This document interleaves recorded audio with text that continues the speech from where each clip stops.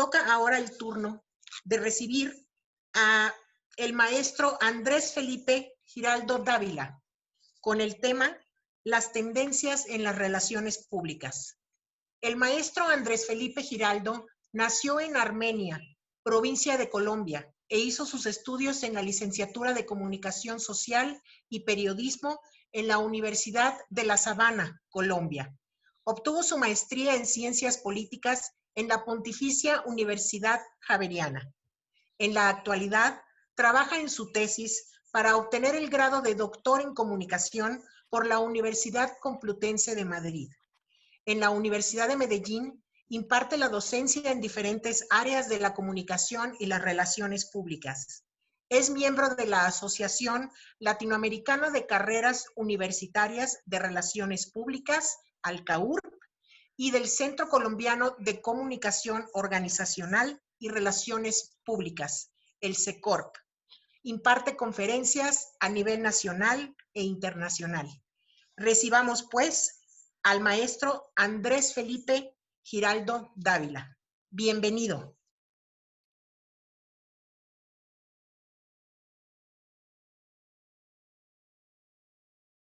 Mónica, muchas gracias por esta apertura y un saludo a la maestra Nedelka Escala, que por ahí debe estar vigilante a mi presentación porque fue la persona que se encargó de invitarme, ¿sí? Entonces muy complacido de compartir con tan prestigiosa academia y pues dirigirme a todos los colegas y amigos en México siempre será un gran placer. Bueno, ya usted hizo una presentación eh, de mi perfil. Básicamente me enfoco mucho en lo que es la comunicación internacional, las relaciones públicas internacionales también.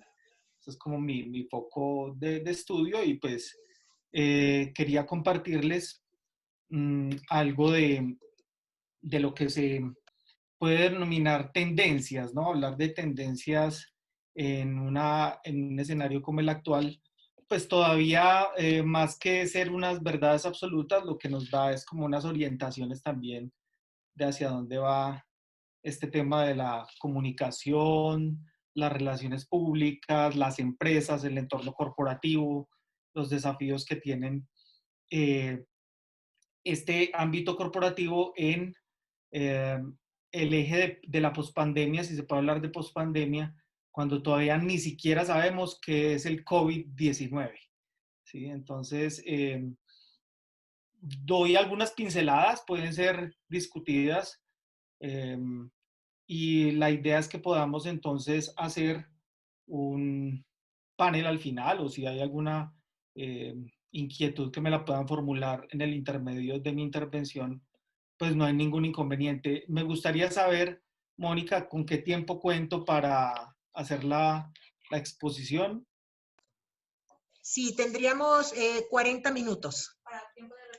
Bueno, listo. Para No, dar tiempo a preguntas y respuestas. no me demoro más de 30 minutos pues en la exposición. Perfecto. Entonces, digamos que he titulado, ¿sí?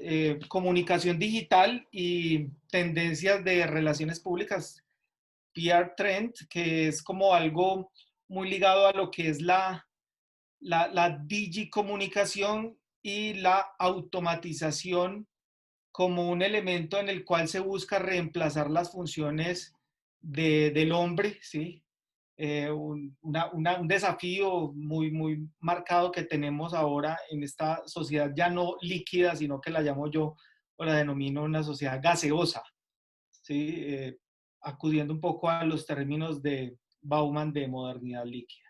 Y obviamente las empresas tienen que ser unas empresas muy dialogantes con este entorno digital donde pues el principal desafío lo tenemos en un teléfono, en un móvil, ¿sí? Entonces, digamos que ahí podemos empezar desde el mismo título de la presentación, podemos empezar a hacernos cuestiones y pues para eso es el debate.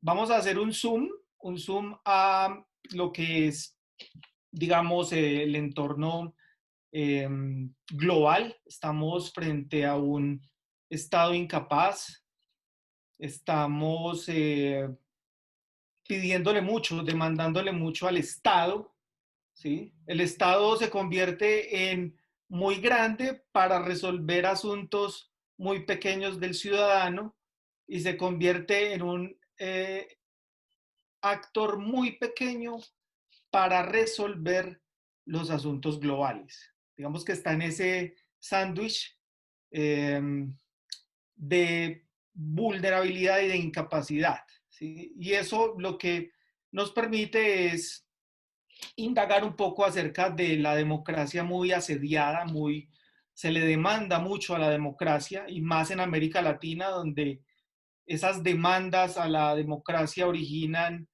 populismos de izquierda o de derecha que buscan siempre mantener la masa sobre, digamos, una élite eh, antagónica, dueña de la riqueza de los países, y entonces esos nuevos populismos que vienen de hace, de los primeros años del siglo anterior, esos populismos nuevos lo que buscan es desestabilizar el entorno democrático, aunque utilizan la democracia para llegar al poder, ¿sí? Entonces, el populismo se llega por vía democrática, pero se cometen muchos abusos a la democracia, ¿sí? Casi que se habla hoy, haciendo ese zoom global, de un autoritarismo democrático, ¿sí? Y eso lo que origina es que exista una crisis de la multilateralidad, porque miren, por ejemplo, con el COVID, cómo la Organización Mundial de la Salud, como que nos dimos cuenta que existía como ente multilateral, pero también nos dimos cuenta de que su margen de maniobra es muy limitado porque los países son los que subsidian a estos entes multilaterales. Entonces, empezamos a conocer un poco de este organismo, los protocolos que activa en torno a la pandemia, a que nos supeditáramos a la comunicación oficial, por ejemplo, ¿sí? Entonces, la multilateralidad hoy está en un escenario también como el Estado-Nación, ¿sí? Muy crítico por el margen de maniobra tan escaso que tiene, dado que el multilateralismo depende de los presupuestos de los mismos estados y de los presupuestos de los estados más poderosos. Entonces, ahí ya podemos también empezar a eh, hallar algunas conclusiones de este zoom global, como le llamo yo, ¿sí? Y también, entonces, estamos frente a una situación en la que el ciberterrorismo y la sociedad postpanóptica es la que está pues muy en que todo el mundo nos observa, estamos vigilados a toda hora. Mire que ya hoy, entonces el policía es usted, el periodista es usted, el accidente de tránsito está grabado, está grabado el abuso, está grabada la agresión a una persona, está grabada todo tiene que estar como vigilante, ¿no? Entonces, estamos en una sociedad muy vigilada por las cámaras, ¿sí? Dado también esta situación pues, de facilidad que tenemos con los teléfonos. Hagamos un zoom a... se me fue la anterior diapositiva, pero vamos a ver. Bueno, hagamos un zoom a... ¿De qué pasó? ¿Qué me pasó aquí con esta presentación? Bueno, hagamos un zoom a las relaciones públicas, ¿sí? Hablamos de, no, perdón, este es un zoom a lo global, perdón, también, seguimos con la anterior diapositiva en esta línea. Es que se me fue como un negro ahí, entonces no sé qué pasó. Bueno, estamos en una sociedad polarizada, hay una crisis climática, hay poderosas corporaciones, también estamos en un escenario donde, digamos como tendencia, estamos virando al consumo responsable y también, digamos que la sociedad busca nuevas causas globales. Entonces miramos ese escenario crítico anterior, pero también podemos mirar algunas luces que se pueden dar en este escenario de pandemia, que indiscutiblemente, pues mire toda la situación de polarización en torno a las elecciones en Estados Unidos, a las elecciones en Bolivia, por ejemplo, la polarización en torno a la efectividad de una vacuna, la polarización en torno a las acciones de las multinacionales farmacéuticas, ¿sí? Esa situación de polarización lo que hace también es poner en relieve esas causas justas por las que, digamos, la sociedad tiene que empezar a activar, que es el clima, una libertad sexual, la eutanasia, el aborto, el animalismo, el consumismo responsable. Y pongo acá zoom a Colombia, porque no conozco muy bien el contexto mexicano, pero entonces la idea sería que ustedes traten de interpretarlo si este zoom que le hago a Colombia se puede ver reflejado en México. Creería uno que no dista mucho, ¿no? Este zoom que le hago a Colombia, repito, para que lo podamos ver también en México. Hay una radicalización de la polarización política. Acá en Colombia hay una tremenda fuerza hacia la derecha y una tremenda fuerza hacia la izquierda. No hay como puntos medios, y cuando hay alguien con puntos medios, se le tilda de tibio, y entonces esa tibieza lo opaca del escenario político. Consorcios económicos poderosos. En Colombia, el 0,8% de las empresas son multinacionales. El 93% son pequeñas y medianas empresas. Pero la torta del ingreso y de las ganancias sí es totalmente inverso. Epicentros económicos urbanos y conurbanos, es decir, hay una marcada diferencia entre las principales ciudades del país y las periferias. Uno ve dos países totalmente distintos, ¿sí? Bogotá concentra 10 millones de habitantes, y eso exige urbanismo, eso exige sanidad, eso exige seguridad, eso exige servicios públicos, eso exige planes de ordenamiento territorial. Medellín, que es la ciudad donde yo me encuentro, como está muy rodeada de montañas, no tiene para dónde crecer.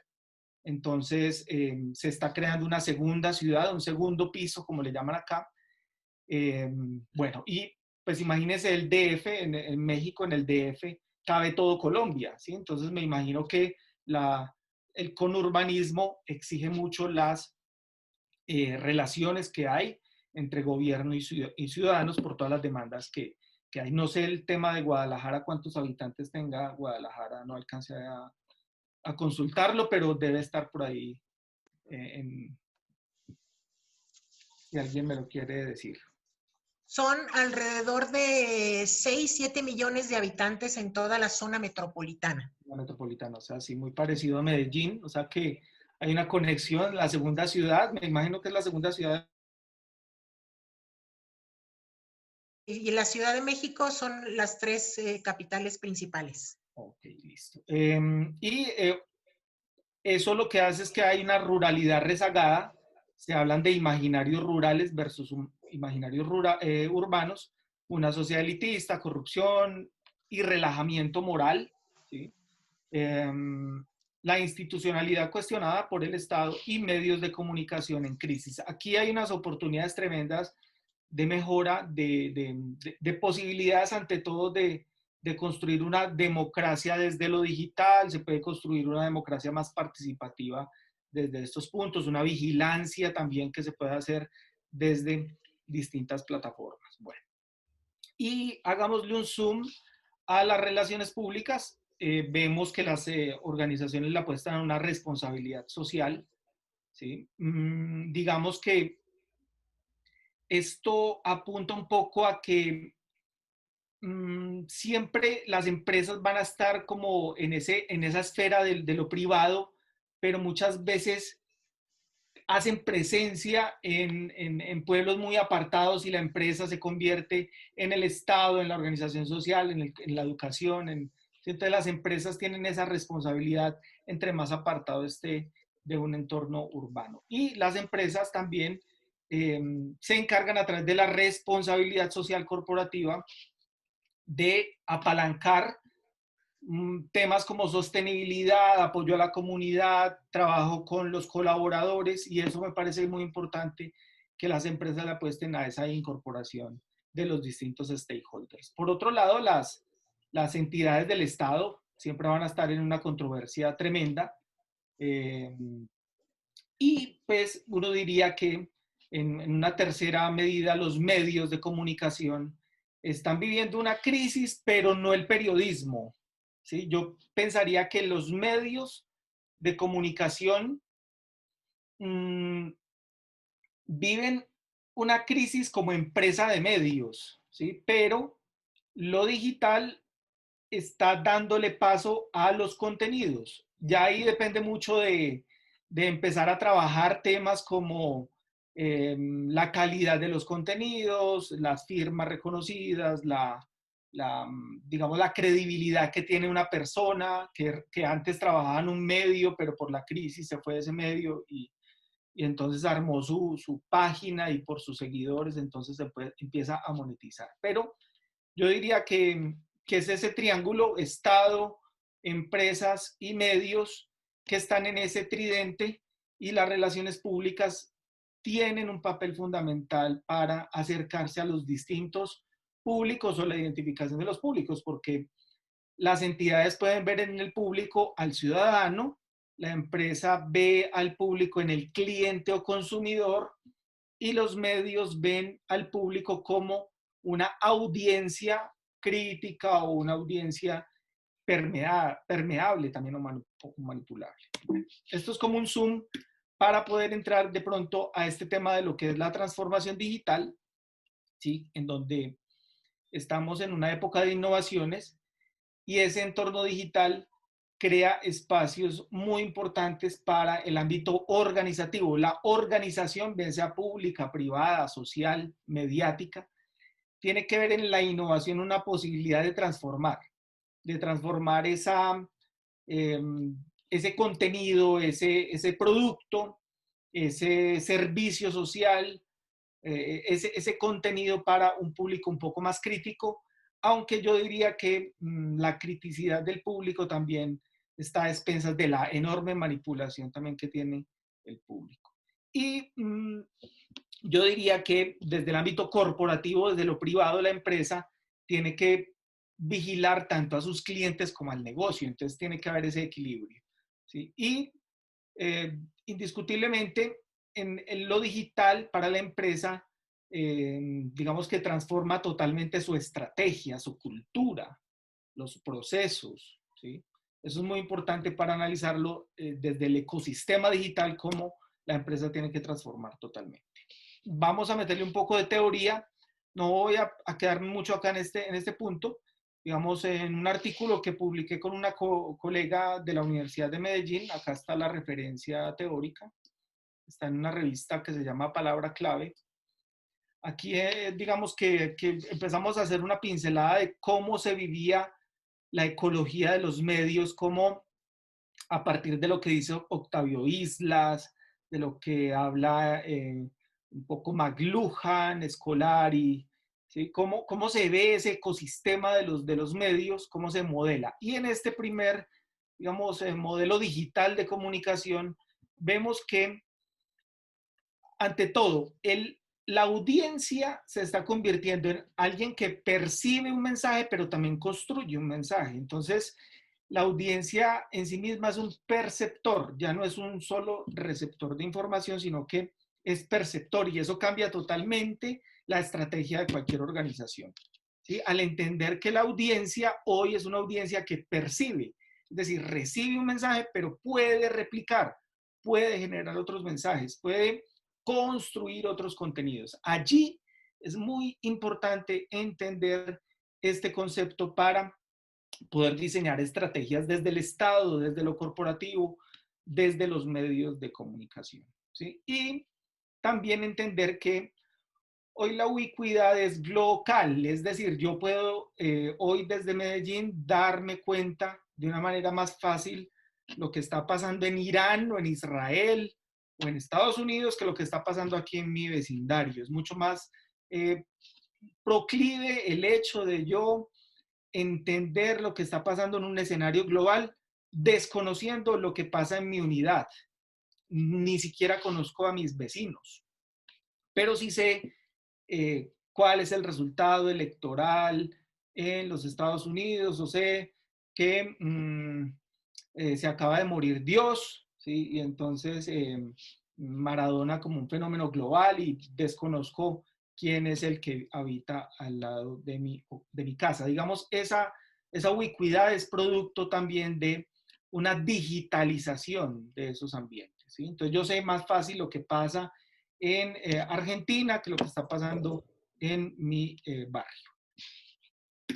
Un segundo modelo es que esta situación lo que hace es que exista un efecto invernadero en la información, lo que se denomina infoxicación, y es que estamos conectados en casa, estamos conectados afuera de casa, y entonces mire que la pandemia lo que nos hace es tener una cantidad de datos que ni siquiera podemos usar, porque si estamos en casa utilizamos el Wi-Fi de nuestro hogar y estamos desaprovechando, no consumimos los datos de nuestro móvil, por ejemplo, por poner un caso. Entonces estamos conectados en todo momento, entramos a un centro comercial y hay conectividad, en un parque público hay conectividad y eso hace que nosotros tengamos fácil acceso a la información.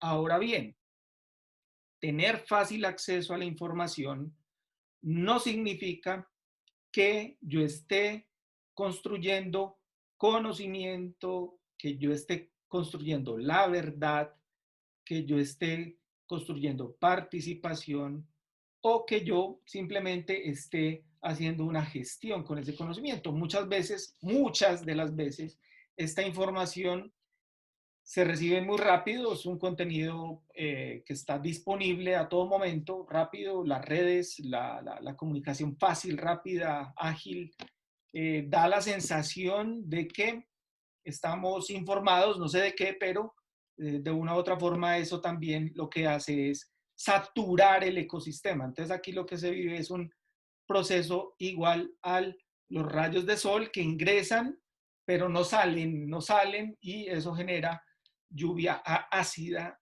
y eso, digamos que si lo trasladamos al ámbito de la comunicación, puede verse de la misma manera. Tenemos mucha información y quizás eso también obstruye el proceso de comunicación, ¿sí? O de conocimiento o de construir ciertos criterios.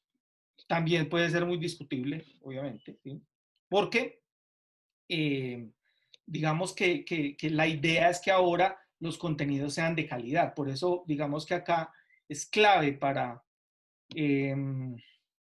darle cabida a la importancia que tienen los contenidos de las empresas, de los opinadores, de los influenciadores. Allí es donde está la clave, ¿sí? En no saturar tanto el ecosistema informativo.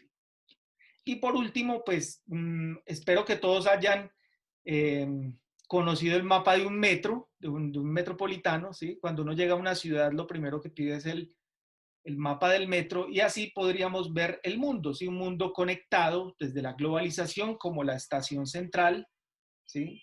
Y estaciones muy clave donde la comunicación hace parte de una de estas estaciones, conectando lo ético, la moral, la biopolítica, el poder, el Estado, el consumo, pero también está la comunicación. O sea, la globalización es el epicentro, es la estación central del metro, pero en las líneas pueden estar subdivididas en otras áreas de confluencia, ¿sí? Entonces, digamos que acá en este modelo, que lo bajé de un Creative Commons australiano, Dawson, en el 2006, nos da a entender que el ecosistema tiene como núcleo la globalización, pero la globalización conecta a todos esos eslabones. Ahora bien, hay que mirar si uno llega a un buen puerto, ¿sí? Que uno no tome el mapa del metro y se pierda en ella, ¿no? Y eso muchas veces No sucede porque no entendemos las líneas del metro, cómo se conectan de un lado a otro. Entonces, digamos que acá hay una modelación de la comunicación, ¿sí? Donde la globalización es la estación central. Aquí está la referencia por si la quieren descargar y pues si la descargan y la leen, pues mamá soy famoso, ¿sí? Porque eso nos da indicadores de, de que nos están leyendo, ¿no? Y de que a veces estos textos académicos no se queden por allá en los anaqueles eh, de los profesores y que solamente nos leamos entre nosotros, sino que se pueda distribuir estos textos académicos a una comunidad un poco más amplia.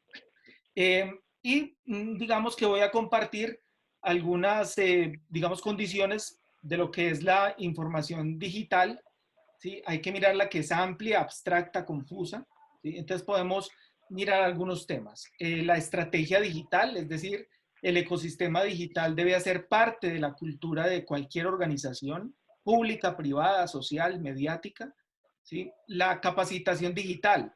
Tenemos que estar en la capacidad de capacitar a las personas para que entiendan las exigencias del mundo digital. Hay muy poca educación en lo digital, ¿sí? Ese tema de nativos digitales es muy cuestionado porque hablar de millennials, centennials, nativos digitales muchas veces confunde el hecho de que eh, haya una construcción de conocimiento, haya un proceso educativo, haya una conexión entre organización público, entre la institución y los distintos stakeholders. Y lo otro es que la organización es un modelo colectivo y descentralizado que genera innovación constante. Entonces, por eso se hablan temas también muy cuestionados como la innovación social.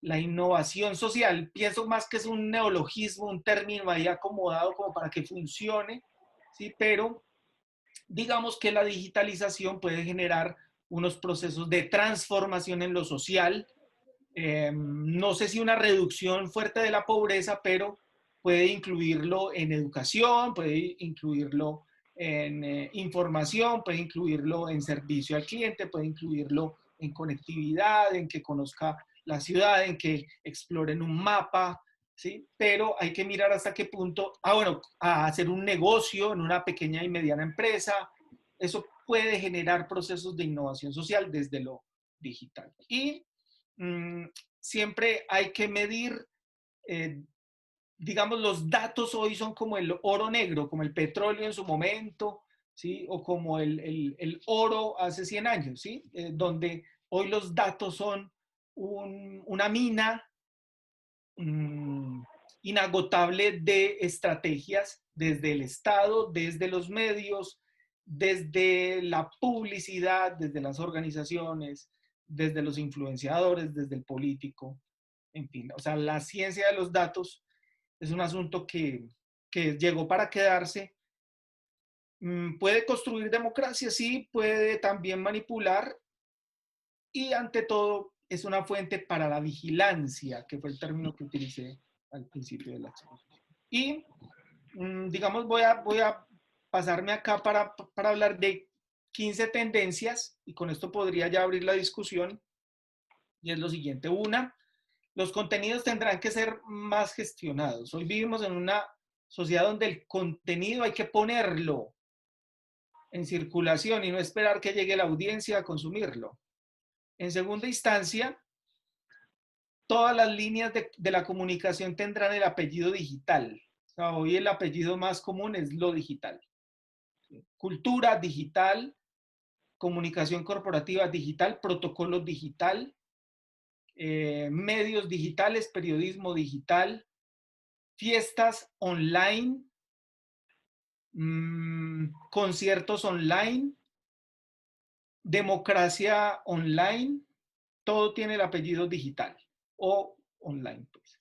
La viralidad, en tercer punto, la viralidad reemplazará la verdad y los procesos de opinión pública.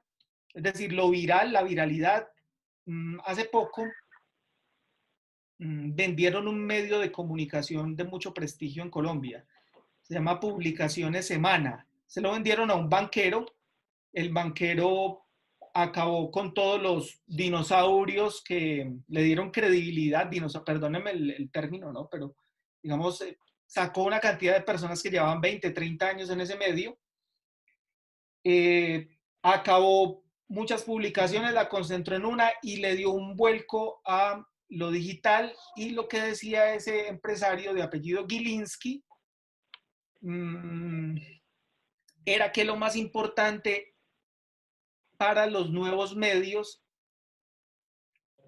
se orientaba hacia marcar tendencias. Y yo dije, bueno, no lo puedo criticar, tendríamos que mirar esto qué significa, y es reemplazar la discusión, la opinión pública por la tendencia en un hashtag.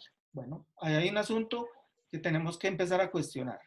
La pantalla de 13 pulgadas llegó para quedarse, va a reemplazar absolutamente todo. O sea, vemos la serie, vigilamos nuestra casa, leemos, estudiamos, hacemos fiestas, nos comunicamos con nuestra pareja, todo lo hacemos en una pantalla de 13 pulgadas, pues porque también este año nos dijeron, enciérrense, no se contacten con el otro físicamente, pero sí no encuarentenemos los deseos, los anhelos, las relaciones. O sea que lo relacional pasa a una pantalla de 13 pulgadas, o sea, a la pantalla del teléfono. Y eso genera una cantidad para los diseñadores y los desarrolladores de software.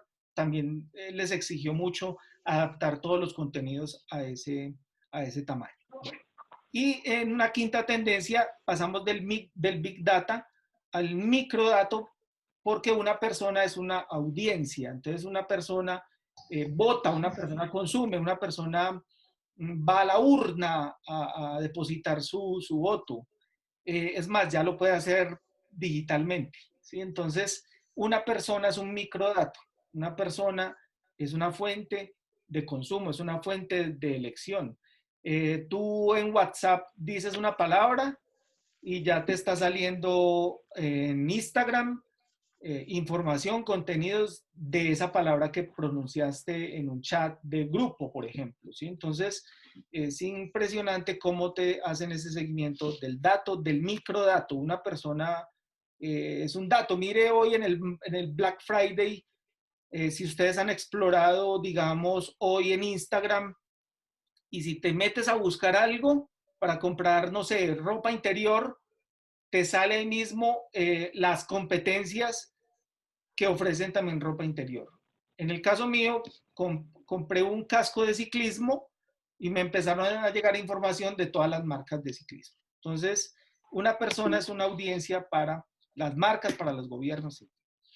De la masificación a la microcomunicación, yo diría que eso de que la comunicación solamente es rápida o que el mensaje es corto, yo creería que es muy cuestionado por lo siguiente, porque también consumimos grandes mensajes. Por ejemplo, usted se puede informar por Twitter, válido. Esos son mensajes cortos, cortos, cortos, pero tú empleas un tiempo importante, media hora, una hora, así sea leer pequeños fragmentos en 140 caracteres. Pero también puedes darte a la tarea de que este fin de semana voy a ver Game of Thrones y nunca lo he visto, entonces me voy a ver las 7 temporadas en este fin de semana porque la ciudad declaró cuarentena, entonces no tengo nada para hacer. Entonces también el contenido de largo aliento se está posicionando hoy en la pandemia. Devorar series o, digamos, el tema del texto, de leer libros, también se ha convertido en una tendencia. Uno ve hoy en las librerías cuáles son los libros más vendidos y son libros de 600, 700 páginas. Es decir, todavía no hemos perdido los textos largos, ¿sí? Solo que nos han dado la idea de que hoy la comunicación tiene que ser corta, inmediata. También hay que mirar ese tema. La comunicación corporativa debe realizar un plan paralelo de comunicación digital, y yo diría que la comunicación corporativa, entendiendo lo corporativo, desde el Estado, desde los medios, desde la organización privada. Una estrategia de lo digital. Ya desde el tema mediático, repito, el rigor periodístico está muy cuestionado hoy. Las redes reemplazan, todo está migrando hacia las redes, es decir, un contenido editorial del Universal de México tiene que salir en papel, pero sale también en audio, sale en Twitter, sale sale en Instagram contado como historia, por ejemplo. Entonces hay una migración del mensaje a otras plataformas.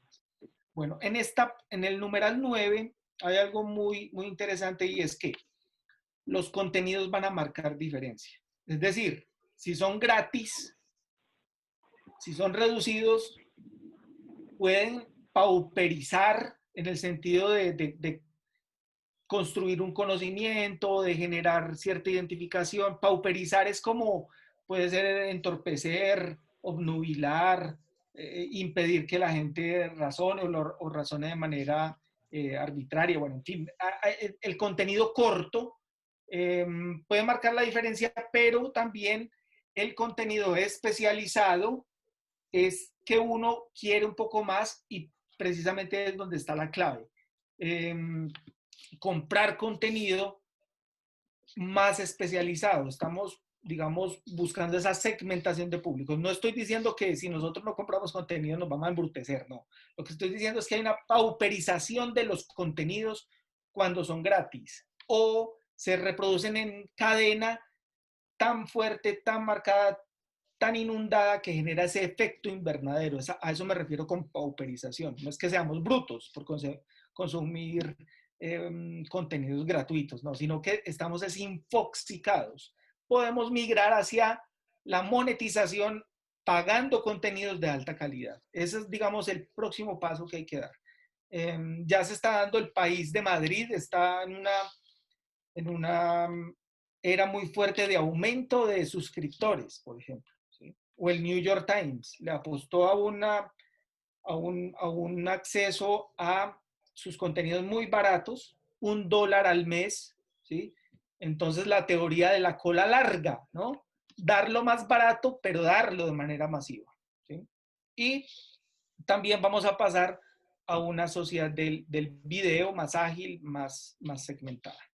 Y rápidamente, el 11, el Twitter como reemplazo de las fuentes de información. Si tú escuchas hoy una cadena de radio, entonces en la cadena de radio dice, según la cuenta de Twitter del presidente López Obrador, ¿sí? Entonces el Twitter es la fuente, reemplazó al comunicado, reemplaza la entrevista, reemplaza totalmente la fuente de información. Los presupuestos de la comunicación van a estar más destinados hacia lo digital, ¿sí? 13, las analíticas serán una fuente de medición de los procesos de comunicación, ya no la opinión pública, sino las analíticas, los datos. La número 14, innovación y modelación de la comunicación, ¿sí? Unas ciudades conectadas, ciudades más inteligentes, también nos han vendido ese tema, ¿sí? Ciudades inteligentes, como si antes viviéramos en ciudades brutas. Y por último, trabajarle a un asunto. Tampoco soy muy amigo de la palabra creatividad.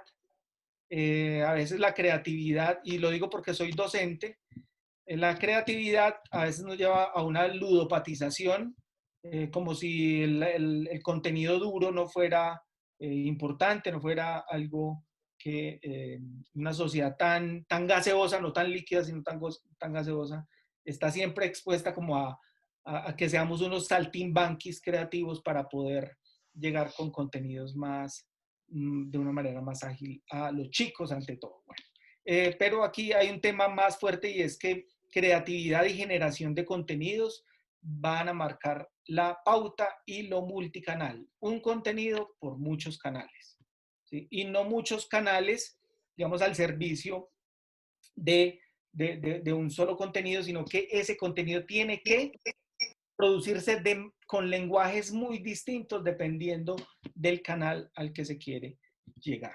Yo pensaría que con la pandemia vamos a marcar una pauta hacia una sociedad del video, ¿sí? O sea, ya no falta sino que podamos hacer el amor a través del video, cosa que lo veo un poco probable, pero Las webcams están marcando una tendencia fuerte hoy por hoy en la sociedad y se está ganando mucho dinero con ello y entonces ya el Estado está grabando a los que acceden por esas vías. Pero bueno, no quiero ahondar en algo que desconozco. Ya por último, bueno, se me fue esta diapositiva, no sé, era como la de donde decía gracias.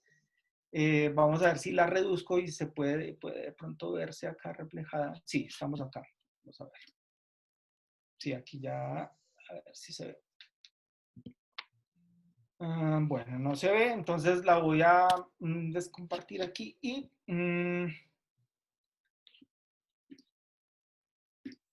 ¿quién se iba a imaginar que los supersónicos que los vimos hace mucho tiempo, ¿sí? Fueran a tener más vigencia y más que nunca, ¿no? Se me perdió la diapositiva, les ofrezco disculpas porque no sé qué se me hizo, estaba acá. Si se me carga un poquito, entonces ya abro espacio para la discusión y si se me carga ahora la diapositiva final, se las comparto. Muchísimas gracias por el espacio, por la oportunidad. Muchísimas gracias al maestro Andrés Felipe Giraldo Dávila. Las preguntas les vamos a pedir, por favor, que las hagan a través del chat y las iremos contestando poco a poco a través de nuestro muro de Facebook. Los invito a todos a que le den like a la página de la Academia de Relaciones Públicas y Protocolo AC. Los invito también para que... ahí está la diapositiva de los supersónicos. Adelante, maestro. No, que se iba a imaginar que los dibujos animados que veíamos hace 30 años iban a tener más vigencia hoy que hace 30 años, ¿no? Donde ellos de una manera premonitoria, anticiparon lo que nos iba a pasar. Y pues la imagen de la derecha la tomé del New York Times. Pensar que nuestro cumpleaños de este año, ojalá que solo sea el de este año, iba a ser a través de la plataforma Zoom. Esa era muchísimas gracias. Ojalá que solo sea el de este año. Muchísimas gracias al maestro Andrés Felipe Giraldo Dávila. A todos aquellos que se acaban de conectar, les agradecemos su presencia y antes de que el maestro retire su imagen, me gustaría hacerle entrega de un reconocimiento. La Academia de Relaciones Públicas y Protocolo AC otorga el presente reconocimiento al maestro Andrés Felipe Giraldo Dávila por su participación como conferencista en el 6º Congreso Latinoamericano de Relaciones Públicas y Protocolo 2020, las relaciones públicas y el protocolo en la nueva normalidad. De forma digital, lo estamos llevando a cabo los días 27 y 28 de noviembre del 2020 en Guadalajara, Jalisco, México. Muchísimas gracias, maestro. Lo invitamos a quedarse a las demás participaciones. Muchísimas gracias y es un honor compartir este espacio. Sí, muchísimas gracias.